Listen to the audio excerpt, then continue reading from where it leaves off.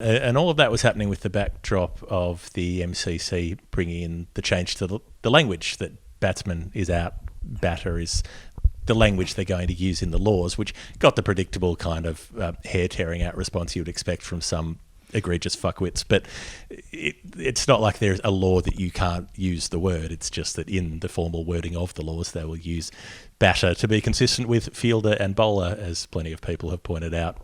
Why not? And I think it just helps formalise something that a lot of us have been shifting to bit by bit, but it helps lay a line that makes it easier for publications and so on to say, well, if that's the wording in the laws, then that's the wording we'll go with in future. Yeah, my own experience with this was that early on, when I first started covering women's cricket, I was big on using batsman. And the reason being is for the same reason that the Guardian uses actor, whether it's a male or a female. They don't use actress, they use actor throughout because they feel as though the term covers both. I thought batsman did the same thing in terms of using man as humankind man rather than using man as in male. Now, my view was turned around because Mel Jones argued the counterpoint to me, and it became fairly clear that why should I be telling women how they should feel about being called batsmen?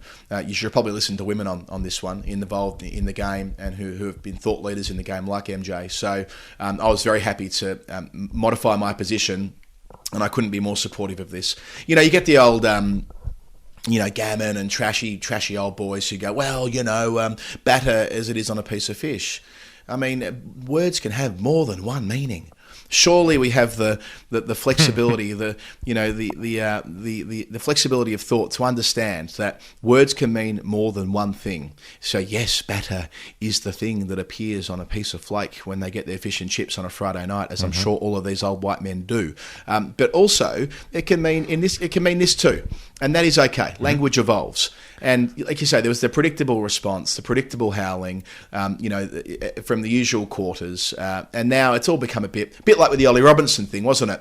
So many people who don't give a fuck about cricket day to day suddenly had a very strong view about a player who was going to be cancelled out of cricket. The woke culture, meaning Ollie Robinson will never play again. Ollie Robinson missed one test match.